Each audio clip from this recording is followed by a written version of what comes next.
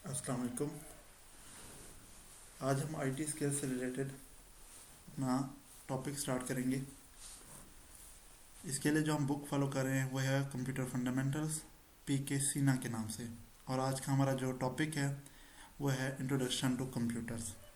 Computer क्या है और कंप्यूटर के क्या क्या एडवांटेजेस हैं, इस चैप्टर के अंदर हम यही कुछ पढ़ेंगे। और जनरेशन्स कंप्यूटर की, कंप्यूटर किस तरह से एवेल्यूएट हुआ, इसके एवोल्यूशन वो भी हम देखेंगे। और कंप्यूटर जनरेशन के कैरेक्टरिस्टिक फीचर भी हम देखेंगे कि हर जनरेशन की क्या क्या खसूसियात थी। तो सबसे पहले हम देख लेते हैं कंप्यूटर क्या है। कंप्यूटर जो है ये वर्ड कंप्यूट से निकला है, जिसके मतलब होते हैं कैलकुलेट करना। किसी भी चीज़ को जब हम कैलकुलेशन की तरफ जाएंगे, चाहे वो कैलकुलेटर हो चाहे वो कंप्यूटर हो, वो वर्ड कंप्यूट के मीनिंग में ही आता है टू कैलकुलेट।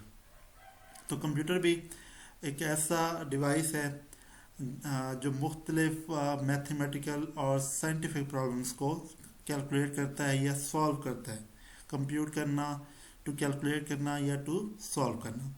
उसके बाद कंप्यूटर की अगर हम डेफिनेशन देखें, computer is an electronic device that can perform arithmetic operation at high speed. तो ये आसान से इसकी डेफिनेशन दी हुई है कि कंप्यूटर की ऐसा डिवाइस है जो अरिथमेटिक ऑपरेशंस को परफॉर्म कर सकता है। हम कंप्यूटर को इस तरह से भी कह सकते हैं कि कंप्यूटर की ऐसा इलेक्ट्रॉनिक डिवाइस है जो अरिथमेटिक और से रिलेटेड यानी कि मैथमेटिकल और साइंटिफिक प्रॉब्लम्स को सॉल्व करता है।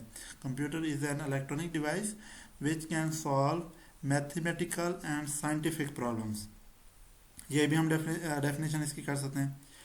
अच्छा, कंप्यूटर को एक डाटा प्रोसेसर भी कह सकते हैं। वो किस तरह से कह सकते हैं, क्योंकि आपने देखा होगा कंप्यूटर जो है वो डाटे को, जो भी आपका डाटा हो, किसी तरह का भी डाटा हो आपका, वो स्टोर भी करता है, उसको प्रोसेस भी करता है, और आपको जब डाटा चाहिए होता है आप डाटा वो रिट्रीव भी कर सकते हैं। तो इसका मतलब है कि कंप्यूटर एक डाटा प्रोसेसर भी है। अब हम नेक्स्ट स्लाइड की तरफ चलते हैं। डाटा प्रोसेस है क्या, डाटा प्रोसेसिंग कहते किसे हैं? तो ये ऐसी एक्टिविटी जिसमें डाटा कंप्यूटर को इस्तेमाल करते हुए इंफॉर्मेशन में तब्दील किया जाए। डाटे को कंप्यूटर के इस्तेमाल से इंफॉर्मेशन में चेंज किया जाए, उस एक्टिविटी को हम नाम देंगे डाटा प्रोसेसिंग का। दोबारा मैं रिपीट कर रहा हूँ, ऐसी एक्टिविटी जिसमें डाटे को कंप्यूटर के इस्तेमाल के ज़रिए इंफॉर्मेशन में तब्दील किया जाता है, इसे हम नाम देते हैं डाटा प्रोसेसिंग। डाटा होता क्या है? डाटा आपके रॉ फैक्ट्स एंड फिगर्स होते हैं। जैसे एक स्टूडेंट आता है, हम उससे प्रॉस्पेक्टस का फॉर्म फिल कराते हैं। अब उस फॉर्म में वो अपने तमाम बायोडाटा लिखता है। वो जो बायोडाटा अपना लिखेगा वो अपने रिलेटेड तमाम जो भी उसका है, नेम है, फादर नेम है, सेल नंबर है, वो सारा कुछ लिखेगा, वो उसका डाटा है। अब कॉलेज उसी डाटे को इस्तेमाल करते हुए उसका सेक्शन बनाएगा, उसकी क्लास डिफाइन करेगा कि ये जो है जीबीसी का है, ये डबल मैथ फिजिक्स है, डबल मैथ कंप्यूटर है। तो उसे हम नाम देंगे इंफॉर्मेशन का। अब यहाँ पे जो कॉलेज कर रहा है काम, उसे हम नाम देंगे प्रोसेसिंग का। तो कंप्यूटर में भी इसी तरह से होता है। कंप्यूटर को आप डाटा देते हैं, कंप्यूटर उसके ऊपर प्रोसेसिंग करता है, और उस प्रोसेसिंग के बाद इंफॉर्मेशन वो बनाता है। अब यहाँ पे जैसे डेफिनेशन भी दी हुई है कि data is a raw material, इसे हम इनपुट के तौर पे कंप्यूटर को देंगे, और कंप्यूटर क्या करेगा, उसे प्रोसेस करेगा, और इन्फॉर्मेशन हमें ऑब्टेन होंगी एज अ आउटपुट। इसी को आगे पढ़ लेते हैं। Information is process, data obtained as output of data processing. तो डाटा प्रोसेसिंग की डेफिनेशन सिंपल सी थी कि डाटा हम इनपुट देंगे कंप्यूटर को, कंप्यूटर उसे प्रोसेस करेगा, और हमें प्रोसेस फॉर्म में इंफॉर्मेशन हासिल होंगी, ऑब्टेन होंगी। तो ये एक्टिविटी कहलाती है डाटा प्रोसेसिंग की। अब डाटा को कैप्चर किया जाता है, यानी कि रिकॉर्ड करेंगे आप कंप्यूटर के अंदर, उसके बाद उसे मैनिपुलेट करेंगे, कंप्यूटर उसे मैनिपुलेट करेगा, यानी कि उसके ऊपर प्रोसेसिंग करेगा, और आखिर में आपको आउटपुट रिजल्ट देगा, जिसे हम नाम देंगे इंफॉर्मेशन का। नेक्स्ट है कंप्यूटर की क्या क्या खसूसियात होती हैं। तो सबसे पहली खसूसियात है कंप्यूटर ऑटोमेटिक है। आपने देखो कोई भी काम हम कंप्यूटर को देखते हैं, जैसे आजकल रोबोटिक आ गए हैं कंप्यूटर्स, तो वो कंप्यूटर जो है वो खुद ब खुद करता है। जैसे हमने कोई कैलकुलेशन करनी है, हम कैलकुलेटर ओपन करके हम वो सारी की सारी कैलकुलेशन जो है कर सकते हैं। इस तरह से हम डाटा को स्टोर करना चाह रहे हैं तो हम हार्ड डिस्क के अंदर अपना डाटा सारा स्टोर कर सकते हैं। तो विदाउट एनी ह्यूमन इंटरवेंशन आप कंप्यूटर के अंदर कोई भी डाटा स्टोर कर सकते हैं, कोई भी आप जॉब उसे देंगे, कंप्यूटर उसके ऊपर वर्क करेगा बगैर किसी ह्यूमन इंटरवेंशन के। उसके बाद स्पीड की अगर हम बात कर लें, वेरी फास्ट स्पीड होती है इसकी, माइक्रो सेकेंड, नैनो सेकेंड या पिको सेकेंड्स के अंदर आपकी कैलकुलेशंस परफॉर्म कर लेते हैं। एक्यूरेसी की बात करें, इसकी जो रिज़ल्ट होते हैं, जो हमारे पास कैलकुलेशंस के बाद रिज़ल्ट आते हैं, वो भी हाई एक्यूरेट होते हैं और किसी किस्म की उसके अंदर एरर नहीं आती। अब यहाँ पे एक टर्म आ रही है गार्बेज इन गार्बेज आउट की। जो आपका कंप्यूटर के अंदर एरर्स आएंगी या कोई भी आप की कैलकुलेशंस के अंदर मिस्टेक आएगी, इन मिस्टेक को हम नाम देंगे गार्बेज इन गार्बेज आउट। लेकिन कैरेक्टरिस्टिक्स की अगर हम बात करें तो कंप्यूटर एक्यूरेट होता है, हाईली एक्यूरेट होता है, उसमें गलती के चांसेस बहुत ज़्यादा कम होते हैं। तो तीन ये इसकी कैरेक्टरिस्टिक्स नहीं, ऑटोमेटिक, स्पीड, एक्यूरेसी।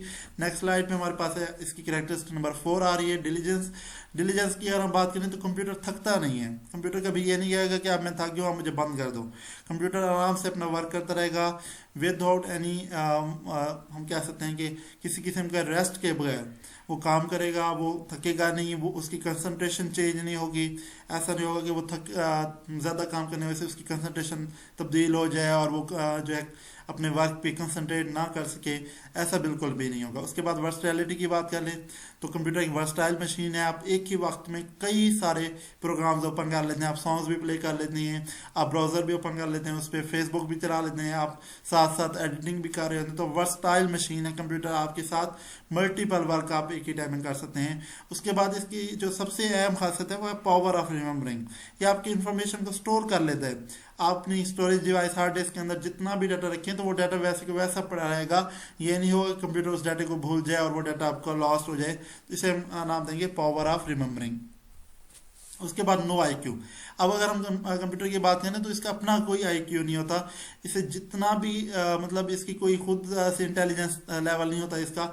जो भी हम डाटा इसके अंदर खुद पुट करेंगे, जो भी इंस्ट्रक्शंस हम खुद देंगे, उसी के मुताबिक ये काम करेगा। और ना ही इसकी कोई फीलिंग्स होती हैं, ना ही इसकी कोई इमोशंस होते हैं। इसलिए हम कह सकते हैं कि कंप्यूटर जो है वो ज़्यादा से ज़्यादा वर्क कर सकता है, इंसानों से भी ज़्यादा काम वो आसानी से कर सकता है, क्योंकि वो ना तो थक रहा है ना उसकी कोई फीलिंग्स हैं। अब अगर हम करेक्टरिस्टिक से दोबारा से हम देख लें, ओवरव्यू कर लें, तो करेक्टरिस्टिक कंप्यूटर की जो खसूसियात हैं उसमें ऑटोमेटिक था।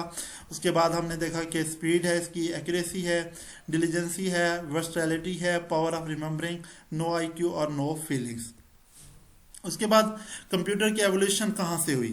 तो सबसे पहले ब्लेस पास्कल का नाम आता है, जिसने पहली मशीन मैकेनिकल मशीन इजाद की थी 1642 में, जिसे हम फर्स्ट मैकेनिकल एडिंग मशीन का भी नाम देते हैं। ये सिर्फ ऐड करती थी नंबर को। उसके बाद गॉर्फ्राइड आता है और वॉन लेबनेज आता है। इन्होंने पहला कैलकुलेटर जो मल्टीप्लिकेशन भी कर सकता था 1671 में ड्राफ्ट किया। फिर कीबोर्ड मशीन्स बनी थी 1880 में यूनाइटेड स्टेट के अंदर। इसी 1880 में हरमन हॉलीरथ के नाम से एक साइंटिस्ट था, जिसने पंच कार्ड का तस्वर दिया कि आप किस तरह से इनपुट जो है, इनपुट डिवाइस इस्तेमाल कर सकते हैं। अब अगर हम देखें आज के दौर में, अगर हम देखें तो हमें कीबोर्ड नज़र आता है इनपुट डिवाइस के तौर पे, हमें माउस नज़र आता है। लेकिन अगर हम 1880 में चले जाएँ तो इनपुट डिवाइस के तौर पे पंच कार्ड इस्तेमाल किए जाते थे। सारी की सारी इनपुट पंच कार्ड के जरिए की जाती थी। उसके बाद चार्ल्स बेबेज आता है, जिसे फादर ऑफ कंप्यूटर भी कहा जाता है। ये इसने अपना एक मशीन ईजाद की थी जिसे डिफरेंस इंजन का नाम दिया गया 1822 में। ये फुली ऑटोमेटिक मशीन थी। ये तमाम अरिथमेटिक फंक्शंस, मतलब प्लस माइनस, पहले जितनी भी थी वो मखसूस थी। वो प्लस कर सकती थी, कोई मल्टीप्लाई कर सकती थी, कोई सब्ट्रैक्ट करती थी। लेकिन ये जो मशीन आई 1822 में चार्ल्स बेबेज ने दी, ये तमाम किस्म के बेसिक अरिथमेटिक फंक्शंस परफॉर्म कर सकती थी। और इसी की बुनियाद पर यही आपकी मशीन थी जिसकी बुनियाद पर आज के हमारे मॉडर्न जो डिजिटल कंप्यूटर्स हैं वो चल रहे हैं। अब अगर हम कुछ मशहूर कंप्यूटर्स की बात कर लें तो जो बहुत ज़्यादा मशहूर हुए कंप्यूटर वो 1973 से 1944 में मार्क 1 कंप्यूटर बहुत मशहूर हुआ। उसके बाद ABC computer, atoms of Berry computer 1939 से 42 में ये बहुत मशहूर हुआ। एनिक 1943 से 1946, एडविक 1946 से 52, एडसेक 1947 से 49, मैनचेस्टर मार्क 1948 और यूनिवेक 1 1951। ये चंद एक मशहूर कंप्यूटर हैं जिनका आपको आइडिया होना चाहिए कि ये उस दौर में बहुत ज़्यादा मशहूर थे कंप्यूटर्स। इनके नाम आपको याद होने चाहिए। उसके बाद कंप्यूटर जनरेशन की अगर हम बात करें आज का हमारा मेन टॉपिक जनरेशन। जनरेशन कहते हैं कि किस तरह से कंप्यूटर ने तरक्की की, किस तरह से अपने आप की जो डिवाइसेस थे इसके अंदर, जो मतलब इसकी सारा फ्रेमवर्क था वो किस तरह से चेंज हुआ, वो सारा हम देखेंगे कंप्यूटर जनरेशन में। अगर हम बात करें तो टोटल हमारे पास 5 जनरेशन आती हैं और हर जनरेशन में हार्डवेयर और सॉफ्टवेयर टेक्नोलॉजीज और की कैरेक्टरिस्टिक्स चेंज होंगी। क्योंकि जनरेशन में हमने जैसे बात की कि आपका जब फ्रेमवर्क तरक्की करेगा, जब आपका फ्रेमवर्क चेंज होगा, जब न्यू से न्यू इन्वेंशन आएंगी, तब कंप्यूटर की जनरेशन चेंज हो जाएगी। तो जनरेशन का वर्ड भी इसलिए हम यूज़ कर रहे हैं कि कंप्यूटर की जो टेक्नोलॉजी थी, जो न्यू हमारे हार्डवेयर डिवाइसेस थे, वो नई इन्वेंशन हो रही थी, सॉफ्टवेयर के अंदर नई इन्वेंशन हो रही थी, तो कंप्यूटर की जनरेशन जो है वो चेंज होती रही और इस तरह से अब तक हमारे पास 5 कंप्यूटर की जनरेशन हैं, वो हम डिटेल से देखते हैं। तो सबसे पहली जनरेशन, फर्स्ट जनरेशन जिसे हम कहते हैं, नाम देते हैं 1942 से 1955। इसका याद रख लीजिएगा, कंप्यूटर जनरेशन की पहली जनरेशन 1942 से 1955। अब इसमें की हार्डवेयर, अब ये देखेंगे कि हम जनरेशन के अंदर हम क्या क्या चीज़ें देखेंगे, हम ये देखेंगे कि उस वक्त हार्डवेयर कौन सा इस्तेमाल होता था, उस वक्त सॉफ्टवेयर कौन सा इस्तेमाल होता था, क्या खसूसियात थी और कौन कौन से मशहूर कंप्यूटर थे। तो ये हमें 5 चीज़ें हमने देखनी है। कंप्यूटर जो जनरेशन है उसका पीरियड क्या था, क्या टाइम फ्रेम था उसका। नंबर 2 पे हार्डवेयर कौन सा वो यूज़ करते थे उस जनरेशन में। नंबर 3 पे सॉफ्टवेयर कौन सा इस्तेमाल होता था। नंबर 4 पे उसकी क्या खसूसियात थी और नंबर 5 पे कौन कौन से मशहूर कंप्यूटर थे उस जनरेशन के। तो पहली जनरेशन हमारे पास 1942 से 1955। इसके अगर हम हार्डवेयर की बात करें तो सबसे पहले आता है नाम वैक्यूम ट्यूब का। वैक्यूम ट्यूब को बतौर प्रोसेसिंग डिवाइस इस्तेमाल किया जाता था। अगर आज के हम दौर में देखें तो आज प्रोसेसर इस्तेमाल हो रहे हैं, तो पहले प्रोसेसर की जगह पे जो डिवाइस इस्तेमाल होता था प्रोसेसिंग करने के लिए, जो इनपुट लेता था उसकी प्रोसेसिंग करके आउटपुट बनाता था, तो वो डिवाइस कौन सा था, वैक्यूम ट्यूब। आज का अगर हम देखें तो प्रोसेसर क्या करता है, प्रोसेसर को हम इनपुट देते हैं, प्रोसेसर उस इनपुट को प्रोसेसिंग करता है और उसको आउटपुट में तब्दील कर देता है। तो उस वक्त क्या था, वैक्यूम ट्यूब था जो प्रोसेसिंग के तौर पे इस्तेमाल किया जाता था। उसके बाद दूसरे नंबर पे जो मेमोरी इस्तेमाल होती थी, आज हम रैम इस्तेमाल करते हैं। अक्सर हम सुनते हैं कि जी इस कंप्यूटर की रैम ज़्यादा है इसलिए इसकी स्पीड ज़्यादा है। तो तब रैम की जगह पे कौन सा डिवाइस इस्तेमाल होता था, electromagnetic relay memory. Electromagnetic relay memory, इसको बतौर प्राइमरी मेमोरी इस्तेमाल किया जाता था, बतौर ये रैम इस्तेमाल होती थी। उसके बाद दूसरे नंबर पे है पंच कार्ड। अच्छा, ये वो कार्ड है जो बतौर इनपुट भी इस्तेमाल होते थे, बतौर स्टोरेज भी डिवाइस इस्तेमाल होते थे, मतलब इसके अंदर डाटा हम स्टोर कर लेते थे। पंच कार्ड से आप ये देख लें कि जैसे हमारा मेमोरी कार्ड होता है मोबाइल का, उसी तरह से ये पंच कार्ड थे, ये डाटे को स्टोर करने के लिए इस्तेमाल किए जाते थे। उसके बाद ये हार्डवेयर थे। हार्डवेयर में हमने 3 चीज़ें पढ़ी। फर्स्ट प्रोसेसिंग डिवाइस था वैक्यूम ट्यूब, नंबर 2 पे प्राइमरी मेमोरी थी इलेक्ट्रोमैग्नेटिक रिले मेमोरी, और नंबर 3 पे हमने पढ़ा कि सेकेंडरी स्टोरेज के लिए हम पंच कार्ड को इस्तेमाल करते थे। तो 3 हार्डवेयर हमने इसके देखे। अब की सॉफ्टवेयर की तरफ चलते हैं। सॉफ्टवेयर क्या होता है, सॉफ्टवेयर जैसे हम विंडो इस्तेमाल कर रहे हैं, ये भी हमारा एक सॉफ्टवेयर है। जैसे हम VLC मीडिया प्लेयर हो गया, इसी तरह से ब्राउज़र हो गया, उसको नेट को चलाने के लिए हमें इस्तेमाल करते हैं, हम वेबसाइट को चलाने के लिए।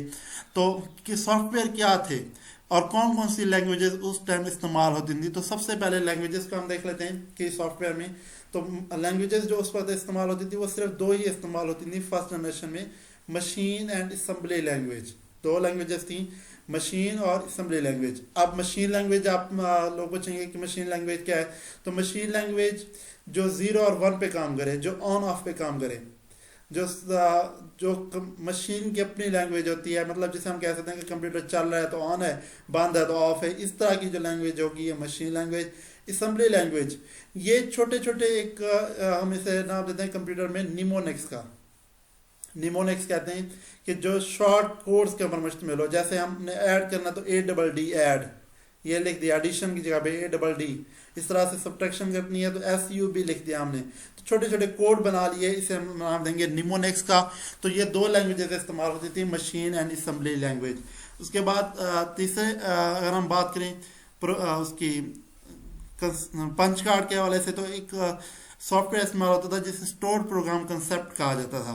अब इसमें क्या होता था कि हमने जो भी इनपुट लेनी थी इसी पंच कार्ड के अंदर स्टोर करते थे, वही बतौर इनपुट हम अपने कंप्यूटर के अंदर कंप्यूटर को देते थे, वो उसे बतौर इनपुट यूज़ करता था। तो स्टोर प्रोग्राम कंसेप्ट का मतलब ये है कि आपने वो जो आपका एक पंच कार्ड था, जिसे मैंने कहा कि आज के दौर में वो मेमोरी कार्ड के तौर पर जाना जा रहा है, तो उस पंच कार्ड के अंदर आपने जो भी डाटा लिखना होता था, जो भी डाटा आपने रखना होता था, वो उसके अंदर स्टोर कर लेते थे। तो ये स्टोर प्रोग्राम कंसेप्ट। उसके बाद है मोस्टली साइंटिफिक एप्लीकेशन, और साइंटिफिक एप्लीकेशंस भी उस टाइम इस्तेमाल की जाती थी, लेकिन बहुत कम तादाद में इस्तेमाल की जाती थी। अब साइंटिफिक एप्लीकेशंस कौन सी होती हैं जो साइंसदान अपनी रिसर्च के लिए इस्तेमाल करते थे, इन एप्लीकेशंस को हम साइंटिफिक एप्लीकेशंस का नाम दे रहे हैं। अब हम आते हैं की कैरेक्टरिस्टिक्स की तरफ। खसूसियात क्या थी उस दौर में कंप्यूटर की।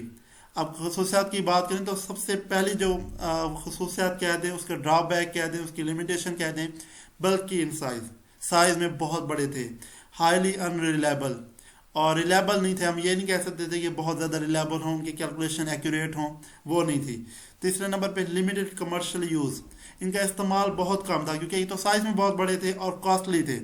उसके बाद इनकी प्रोडक्शन बहुत कम थी। उस वक्त 2 या 3 कंपनियां थी जो कंप्यूटर बना रही थी, तो कमर्शियल प्रोडक्शन की बहुत कम थी, और इनको इस्तेमाल करना, इनके लिए मुख्तलिफ लोग होते थे जो इनको चलाते थे, जो मतलब इनको ऑपरेट करते थे। हर एक चीज़ को ऑपरेट करने के लिए एक अलग बंदा होता था और वो अपने काम में माहिर होता था। जैसे अब आपने स्टोर करना है डाटा स्टोर प्रोग्राम कंसेप्ट के ज़रिए पंच कार्ड के अंदर, तो उसको चलाने वाला बंदा अलग होता था जो उसको प्रोग्राम को स्टोर करता था पंच कार्ड में। अब इसके हम एग्जांपल अगर हम देख लें तो एग्जांपल में एनिक है, एडविक है, एडसिक है, यूनिविक है और IBM 701 है। ये 5 कंप्यूटर के नाम दिए हुए हैं, एनिक, एडविक, एडसिक, यूनिविक और IBM। दोबारा से मैं जनरेशन ये रिवाइज कर देता हूँ। फर्स्ट जनरेशन टाइम फ्रेम 1942 से 1955 की। हार्डवेयर अगर हम बात करें तो वैक्यूम ट्यूब है, इलेक्ट्रोमैग्नेटिक रिले मेमोरी है और पंच कार्ड है। कि सॉफ्टवेयर की बात करें मशीन और असेंबली लैंग्वेज है, स्टोर प्रोग्राम कंसेप्ट इस्तेमाल हो रहा है और साइंटिफिक एप्लीकेशंस बनाने के लिए भी इस्तेमाल किया जाता था। की करेक्टरिस्टिक्स की बात करें बल्कि इन साइज हैं, हाईली अनरिलायबल हैं, लिमिटेड कमर्शियल यूज़ है, कॉस्टली हैं, डिफ़िकल्ट प्रोडक्शन है इनकी कमर्शियल लेवल पे और डिफ़िकल्ट टू यूज़ हैं। एग्जांपल की बात करें एनिक है, एडविक, एडसिक, यूनिविक 1 और IBM 701। उसके बाद नेक्स्ट हमारा है सेकंड जनरेशन 1955 से 1964 तक। इसमें जो डिवाइस इस्तेमाल होता था प्रोसेसिंग के लिए, पहले में इस्तेमाल होता था वैक्यूम ट्यूब, अब यहाँ पे प्रोसेसिंग के लिए जो इस्तेमाल हो रहा है वो है ट्रांजिस्टर। अब वैक्यूम ट्यूब बहुत भारी होते थे और वो बहुत जल्दी बर्न कर जाती थी, जल जाती थी वैक्यूम ट्यूब, लेकिन उसको अब रिप्लेस कर दिया गया ट्रांजिस्टर से। ट्रांजिस्टर 1947 में बने थे। अब इसी वजह से ट्रांजिस्टर को इस्तेमाल किया गया क्योंकि ये तो एक तो बहुत ज़्यादा फास्ट थे वैक्यूम ट्यूब की निस्बत और स्मॉल साइज थे, साइज भी बहुत कम था और प्रोसेसिंग भी बहुत ज़्यादा फास्ट कर लेते थे। अब वहाँ पे प्राइमरी मेमोरी इस्तेमाल होती थी इलेक्ट्रोमैग्नेटिक रिले मेमोरी, यहाँ पे प्राइमरी मेमोरी इस्तेमाल हो रही है मैग्नेटिक कोर मेमोरी। वहाँ पे सेकेंडरी मेमोरी इस्तेमाल होती थी पंच कार्ड, यहाँ पे सेकेंडरी मेमोरी के तौर पे इस्तेमाल हो रहा है मैग्नेटिक टेप और डिस्क होती थी, जैसे ये CD की डिस्क होगी, DVD की डिस्क होगी, इस तरह की डिस्क होती थी डाटा को स्टोर करने के लिए। तो इसमें अगर हम देखें हार्डवेयर कौन से हैं, ट्रांजिस्टर प्रोसेसिंग के लिए, प्राइमरी मेमोरी के लिए मैग्नेटिक कोर और सेकेंडरी मेमोरी यानी कि हार्ड डिस्क की जगह पे क्या इस्तेमाल हो रहे हैं, मैग्नेटिक टेप और डिस्क। इसकी सॉफ्टवेयर अगर हम देखें तो इसमें बैच ऑपरेटिंग सिस्टम आ गया था। बैच ऑपरेटिंग सिस्टम कहते हैं कि आपने जो भी काम कराना उसका एक ग्रुप बना लें, बैच बना लें उसका, वो कंप्यूटर के अंदर डालें, कंप्यूटर उस ग्रुप को खुद ब खुद प्रोसेसिंग करेगा। मतलब ग्रुप में आपके जो भी प्रोसेसिंग करनी है आपने वो ग्रुप बनाते जाएं, बैचेस बनाते जाएं और कंप्यूटर के अंदर डालते जाएं, वो खुद ब खुद उस बैच को प्रोसेस करेगा, उसके बाद नेक्स्ट फिर बैच लेगा। और उसके बाद इसी दौर में, इसी सेकेंड जनरेशन के दौर में कुछ हाई लेवल लैंग्वेजेस भी आई थी। अब वो हाई लेवल लैंग्वेजेस कौन सी थी, जो इंग्लिश लाइक लैंग्वेजेस थी। अब पहले हमने देखा था मशीन जो 0-1 की लैंग्वेज थी जिसे बहुत मुश्किल है। अब अगर मैंने A लिखना है तो उसके 0-1 का कम्बिनेशन मुझे लिखना पड़ता था और उसमें असेंबली लैंग्वेज इस्तेमाल होती थी। अब यहाँ पे हाई लेवल लैंग्वेजेस आ गई, मतलब इंग्लिश लाइक लैंग्वेज। अगर मैंने A लिखना है तो मैं जस्ट A ही लिखूंगा, मैं उसका 0-1 का कम्बिनेशन नहीं लिखूंगा। इस तरह से साइंटिफिक और कमर्शियल में, क्योंकि हाई लेवल लैंग्वेजेस आ गई थी इसलिए सॉफ्टवेयर बनने लग गए, एप्लीकेशंस बनना शुरू हो गई। अब इसकी अगर की कैरेक्टरिस्टिक्स की बात करें, खसूसियात की बात करें तो फास्टर है ऐसा क्योंकि ट्रांजिस्टर आ गया, उसके बाद संबालर हो गए। अब ट्रांजिस्टर की वजह से वैक्यूम ट्यूब को हटा दिया तो साइज उसका ऑटोमेटिकली कंप्यूटर का इस्तेमाल हो गया, रिलायबल भी हो गए और आसानी से भी इस्तेमाल होने लगे। कमर्शियल प्रोडक्शन भी इनकी शुरू हो गई, लेकिन फिर भी कमर्शियल प्रोडक्शन कुछ मुश्किल थी और कॉस्टली रही सेकंड जनरेशन में भी। अब इसके अगर हम मशहूर कंप्यूटर की सी बात करें तो जो मशहूर हुए कंप्यूटर उसमें सबसे पहला कंप्यूटर है हनीवेल के नाम से, हनीवेल 400। उसके बाद नेक्स्ट है IBM 7030, ये बहुत मशहूर हुआ। IBM CDC 1604 और यूनिवेक का लार्प कंप्यूटर जो है ये बहुत मशहूर हुए थे कंप्यूटर सेकंड जनरेशन में। अब नेक्स्ट है हमारे पास थर्ड जनरेशन। थर्ड जनरेशन की अगर हम बात करें तो इसका टाइम फ्रेम 1964 से 1975। इसमें जो हार्डवेयर आते हैं वो है ICS, इंटीग्रेटेड सर्किट्स। अब देखें वहां पे हार्डवेयर क्या था प्रोसेसिंग के लिए, वहां पे इस्तेमाल हो रहा था ट्रांजिस्टर। पहले में क्या था वैक्यूम ट्यूब, दूसरे में ट्रांजिस्टर आया, तीसरे में अब उसकी जगह पे क्या आ गया इंटीग्रेटेड सर्किट। अब मैं आपको ये बता दूं कि एक इंटीग्रेटेड सर्किट पे हजारों की तादाद में, लाखों की तादाद में ट्रांजिस्टर लगे होते हैं। एक छोटा सा ये सर्किट बनाया जाता है, उस छोटे से सर्किट पे लाखों की तादाद में ट्रांजिस्टर लगा दिए जाते थे। ट्रांजिस्टर कहाँ पे इस्तेमाल हो रहे थे सेकंड जनरेशन में। अब उसकी हजारों लाखों की तादाद में एक इंटीग्रेटेड सर्किट बना दिया गया ICS के नाम से, और इसको दो स्केल इसके बनाए गए, एक small scale SSI small scale integrated circuit और MSI medium scale integrated circuit. तो दो स्केल बना दिए गए, स्मॉल स्केल और मीडियम स्केल उसी इंटीग्रेटेड सर्किट के। लार्ज ये अब इससे क्या हुआ, एक तो साइज कम हो गया और स्पीड फास्टर हो गई। अब लाखों की तादाद में अगर हम ट्रांजिस्टर लगा देंगे एक इंटीग्रेटेड सर्किट पे तो उसकी स्पीड तो ज्यादा बेहतर हो जाएगी और वो ज्यादा रिलायबल भी हो जाएगा। उसके बाद प्राइमरी मेमोरी में लार्ज मैग्नेटिक कोर मेमोरी आ गई। पहले भी मैग्नेटिक कोर मेमोरी इस्तेमाल हो रही थी सेकंड जनरेशन में, लेकिन अब उसका साइज बड़ा कर दिया गया, उसकी स्टोरेज कैपेसिटी बढ़ा दी गई, अब ये लार्जर मैग्नेटिक कोर मेमोरी बन गई। इसी तरह से हार्ड डिस्क की बात करें तो लार्जर कैपेसिटी की डिस्क आ गई। पहले ही भी डिस्क इस्तेमाल हो रही थी लेकिन अब उसकी कैपेसिटी बढ़ा दी गई, मैग्नेटिक टेप की कैपेसिटी बढ़ा दी गई। और इसी दौर में मिनी कंप्यूटर्स बहुत ज़्यादा मशहूर हुए और वो जो है इस्तेमाल होना भी शुरू हो गया। मिनी कंप्यूटर वो छोटे से कंप्यूटर थे जो कमरे के किसी एक कोने के अंदर फिट आ जाते थे। उसके बाद की सॉफ्टवेयर टेक्नोलॉजीज की बात करें तो वहां पे बैच सिस्टम इस्तेमाल हो रहा था, यहाँ पे टाइम शेयरिंग सिस्टम आ गया। वहां पे बैच ऑपरेटिंग सिस्टम था, ग्रुप में एक्टिविटीज बना के आप कंप्यूटर में लोड करते थे, लेकिन यहाँ पे क्या आ गया time sharing operating system. Time sharing operating system क्या होता है कि आपने हर एक्टिविटी को थोड़ा सा टाइम दे दिया कि पहले ये एक्टिविटी आएगी अपनी प्रोसेसिंग करेगी, फिर नेक्स्ट एक्टिविटी, मतलब 5-5 सेकंड हर एक्टिविटी को दे दी। ये टाइम शेयरिंग ऑपरेटिंग सिस्टम कहलाते हैं। उसके बाद होता है standardization of high level languages. अब पिछले में भी हमने देखा कि हाई लेवल लैंग्वेजेस आ चुकी थी सेकंड जनरेशन में, लेकिन अब उनको स्टैंडर्डाइज कर दिया गया, उनके स्टैंडर्ड्स बना दिए गए, उनके कुछ रूल्स बना दिए गए, वो इसी थर्ड जनरेशन के अंदर आया। उसके बाद अनबंडलिंग हुई सॉफ्टवेयर की हार्डवेयर से, मतलब हार्डवेयर और सॉफ्टवेयर को अलग अलग कर दिया गया, ये कहलाती है अनबंडलिंग, दोनों को अनबंडल कर दिया गया। अगर हम की कैरेक्टरिस्टिक्स की बात करें तो अब जैसे मैंने कहा कि ट्रांजिस्टर एक ही इंटीग्रेटेड सर्किट पर लगे हुए तो फास्टर हो जाएगी स्पीड, स्मॉलर हो जाएगा साइज, ज़्यादा रिलायबल हो जाएंगे और आसानी से जो है वो बनने लग जाएंगे, कंप्यूटर आसान हो जाएंगे बनाना, कमर्शियली इजी हो जाएंगे, इनका इस्तेमाल बहुत ज़्यादा आसान हो जाएगा। साइंटिफिक और कमर्शियल लेवल पे ये बहुत ज़्यादा इस्तेमाल होने लगे भी। अब इनके अगर मशहूर कंप्यूटर्स की बात करें तो वो कौन कौन से थे, IBM 360 और 370, PDP 8 के नाम से, PDP 11 के नाम से और CDC 1600 के नाम से, ये मशहूर कंप्यूटर थे थर्ड जनरेशन के अंदर। उसके बाद फोर्थ जनरेशन में हमारे पास इंटीग्रेटेड सर्किट्स ICS, अब ये वेरी लार्ज स्केल हो गया। पहले था स्मॉल स्केल और मीडियम स्केल, अब very large scale integrated circuit आ गए, टेक्नोलॉजी इसकी चेंज हो गई। अब इससे हमने मैक्रो प्रोसेसर का नाम भी दे दिया। ये फोर्थ जनरेशन वो कंप्यूटर हैं जो आजकल हम यूज करते हैं। माइक्रो प्रोसेसर आ गए, सेमीकंडक्टर सेमीकंडक्टर मेमोरी आपकी जो रैम होती है कंप्यूटर के अंदर, उसे हम सेमीकंडक्टर मेमोरी का नाम देते हैं। हार्ड डिस्क बनने लगी, हार्ड डिस्क का जो साइज है, जो उसकी कैपेसिटी है, वो ज़्यादा से ज़्यादा होने लग गई। मैग्नेटिक टेप बनने ज़्यादा उनके साइज़ वाले बनने लग गई। फ्लॉपी डिस्क आ गई, फ्लॉपी डिस्क इस्तेमाल होती थी बतौर यूएसबी के तौर पे। इस तरह से पर्सनल कंप्यूटर्स बने, सुपर कंप्यूटर जो साइंसदान इस्तेमाल करते हैं वो बनने लग गए।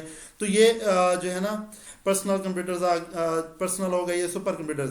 ये ज़्यादातर बेस करते थे पैरेलल वेक्टर प्रोसेसिंग पे। पैरेलल वेक्टर प्रोसेसिंग से मुराद ये है कि एक ही वक्त में एक से ज़्यादा प्रोसेसिंग करना, जैसे हम अभी कर रहे होते हैं कि हमारे वो फेसबुक भी चल रही है, हमने सॉन्ग भी चलाया हुआ है, हम कोई साथ और भी काम कर रहे होते हैं, तो ये पैरेलल वेक्टर प्रोसेसिंग कहलाती है। इसे सिमेट्रिक मल्टी प्रोसेसिंग का भी नाम दिया जाता है। इससे क्या हुआ कि आपके जो है इसी फोर्थ जनरेशन में आके आपके हाई स्पीड नेटवर्क बनने लग गए, आपका इंटरनेट आ गया इसी के अंदर। आपका जो डाटा है वो जो कंप्यूटर्स हैं उनको इकट्ठा कर दिया गया, उनकी नेटवर्किंग कर दी गई और उनका डाटा जो है शेयर करने लग गए हम। तो ये सारा फोर्थ जनरेशन के अंदर हुआ। सॉफ्टवेयर की अगर हम बात करें तो ऑपरेटिंग सिस्टम आ गए। ऑपरेटिंग सिस्टम जैसे विंडो, GUI के नाम से, और पर्सनल कंप्यूटर्स की GUI के नाम से ऑपरेटिंग सिस्टम आया, जिसे हम कहते हैं ग्राफिकल यूजर इंटरफेस। ये आ गई आपके पास। आप टच करते हैं कोई भी चीज़, माउस पे जाकर क्लिक करते हैं, तो इस तरह के आपके ऑपरेटिंग सिस्टम बन गए।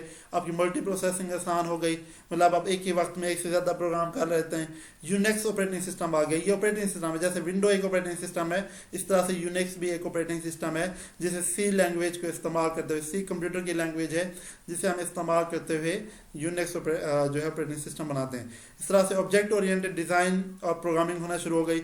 ऑब्जेक्ट ओरिएंटेड ये होती है कि ऐसी प्रोग्रामिंग जिसमें छोटे छोटे ऑब्जेक्ट बना दिए जाएं, मतलब जिसमें आप छोटे छोटे कोड बना दें, छोटे छोटे फंक्शंस बना दें और उन्हीं को इस्तेमाल करते रहें बार बार। उसके बाद PC आपका पर्सनल कंप्यूटर बन गया, नेटवर्क बेस आपके कंप्यूटर आने लगे, आपके सुपर कंप्यूटर और सुपर कंप्यूटिंग एप्लीकेशन में इस्तेमाल होने लगे। की कैरेक्टरिस्टिक्स की अगर हम बात करें, स्मॉल साइज है, अफोर्डेबल हैं, रिलायबल हैं, इजी टू यूज़ हैं। उसके बाद पावरफुल बहुत ज़्यादा हैं, और मेन फ्रेम सिस्टम आ गए, सुपर कंप्यूटर्स आ गए। मेन फ्रेम ये बड़े सिस्टम्स होते हैं जो ज़्यादातर बैंकिंग वाले सेक्टर्स इस्तेमाल करते हैं, जैसे या जो मल्टीनेशनल कंपनीज होते हैं जैसे नादरा है हमारे पास, या जिनके पास डाटा बहुत ज़्यादा हो, वो इसको मेन फ्रेम सिस्टम को इस्तेमाल करते हैं। ये भी कंप्यूटर की टाइप है, ये आगे जाके हम पढ़ेंगे। उसके बाद सुपर कंप्यूटर, वो कंप्यूटर जो साइंसदान इस्तेमाल करें। उसके बाद टोटली जनरल पर्पस मशीन। अब कुछ हमारे पास मशीन हमने स्पेसिफिक कर दी कि ये मशीन ये काम करेगी, ये कंप्यूटर ये काम करेगा। जैसे मैंने कहा कि सुपर कंप्यूटर वो साइंसदान इस्तेमाल करेंगे, मेन फ्रेम सिस्टम जो बड़े इदारे हैं, जो बड़े सेक्टर्स हैं वो इस्तेमाल करेंगे, तो जनरल पर्पस मशीन बना देंगे। ईजियर टू प्रोड्यूस, आप कमर्शली आप देखें कंप्यूटर हमें आसानी से मिल जाता है, आसानी से हम इसे अपग्रेड खुद भी कर सकते हैं। अगर हमने रैम हमारे पास लगी हुई है 2 GB की, हम उसे कहते हैं 4 GB की कर दें, तो हम उसे आसानी से अपग्रेड कर सकते हैं। सॉफ्टवेयर डेवलपमेंट अब बहुत ज़्यादा हो रही है, एप्लीकेशंस बहुत बन रही हैं, सॉफ्टवेयर बन रहे हैं ताकि यूज़र जो है उनके लिए आसानी रहे। अब इसके अगर हम रिप्रेजेंटेटिव की बात करें तो IBM PC जो हम इस्तेमाल करते हैं, जो हम घरों में इस्तेमाल करते हैं पर्सनल कंप्यूटर, और इसकी कलून्स कहते हैं इसी कापी, मतलब इसी से मिलते जुलते जितने भी सिस्टम है। उसके बाद एप्पल वालों ने एक अपना कंप्यूटर बना दिया Apple II के नाम से, TRS-80 के नाम से आ गया, VAX 9000 के नाम से। उसके बाद आपके सुपर कंप्यूटर आ जाते हैं, Cray 1, Cray 2, Cray XMP, ये सुपर कंप्यूटर्स हैं तीनों। तो ये आपकी फोर्थ जनरेशन है। फोर्थ जनरेशन तक जो है आज हम यहाँ तक हमारा लेक्चर का एंड होता है। टोटल हमारे पास 5 जनरेशन हैं, लेकिन आज का हमारा जो टॉपिक था 4 जनरेशन तक। यहाँ पे एंड करते हैं इस लेक्चर को। इंशाल्लाह कल हम नेक्स्ट जो है वो स्टार्ट लेंगे 5th जनरेशन से।